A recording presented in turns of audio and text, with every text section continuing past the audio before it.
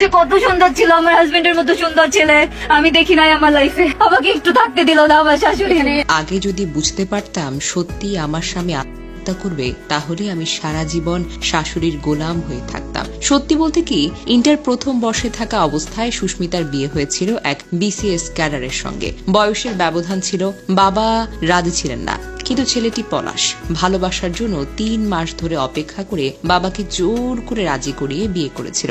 বোঝাই যাচ্ছে ছেলেটা কতটা ভালোবাসত এই মেয়েটিকে। কিন্তু এই ভালোবাসার ঘরে আগুন দিল সেই মা, যিনি জন্ম দিয়েছিলেন পলাশকে। তিনি নাকি মাটিতে পা রাখতেন না ছেলের অহংকারে। বউকে সারাক্ষণ নজরবন্দি করে রাখতেন, নিজের মতো থাকতেই দিতেন না। ছেলের অফিস থেকে এসে স্ত্রীর সাথে একটু সময় কাটানো সহ্য হতো না। ছেলের সামনে বউয়ের রান্নার প্রশংসা শুনলেই সেই খাবার ছেলের সামনে ফেলে দিতেন। শ্বশুরবাড়ির লোক আসলেই তাদের গরিব বলে অপমান করতেন। এই অন্যায়ের প্রতিবাদ করলেই বউ হতো খারাপ। একটা মেয়ের আর্তনাদ, তার স্বাধীনতা এভাবে হরণ করার নামে কি মা হয়ে ভালোবাসা?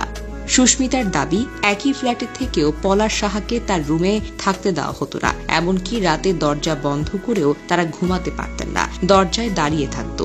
শাশুড়ি বাধা দিতেন। তিনি আরো জানান, পলাশ তাকে একাধিকবার বলেছেন, তোমার কোনো দোষ নেই, কিন্তু আমি মাকে কিছু বলতে পারবো না, তুমি একটু সহ্য করো। সবচেয়ে ভয়াবহ ও গা শিউরে ওঠার ব্যাপারটা হলো, পলাশ মারা যাওয়ার পর সেই মা যেন শোক না পেয়ে স্বস্তি পেয়েছেন। ছেলের চিতার গন্ধ না যেতেই কান ভর্তি গয়না পরে, হাতে হাত পাখা নেড়ে, থালা ভরা ভাত মুখে তুলে খাবার সময় টিভির চ্যানেলে বসে গলা চেঁচিয়ে বলছেন, সব দোষ নাকি বউয়ের। এই কেমন মা? ছেলের মৃত্যুতে যার চোখে কোনো পানি নেই, মুখে অনুশোচনা নেই, বুক ফাটা কান্না তো দূরের কথা, গর্বিত মুখে নিজের কথাগুলো তিনিই বলে যাচ্ছেন। এইদিকে শ্বশুর পাগলের মতো কাঁদছেন, স্ত্রী কলিজা ভাঙা এক বাক্যে কাঁপিয়ে দিচ্ছেন লাখো মানুষের মন।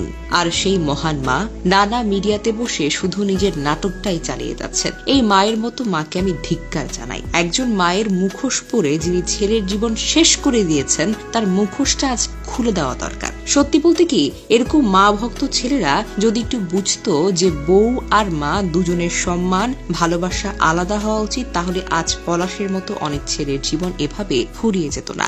আপনার এই চরিত্র আমাদের সমাজে হাজার হাজার মেয়ের ভয়ের নাম। এই মা চরিত্রই হলো সেই অভিশপ্ত শাশুড়ি, যার জন্য শত শত সংসার ভেঙে যায়, শত শত স্ত্রী নিপীড়িত হয়, আর অনেক ছেলে হয় মানসিকভাবে বিধ্বস্ত।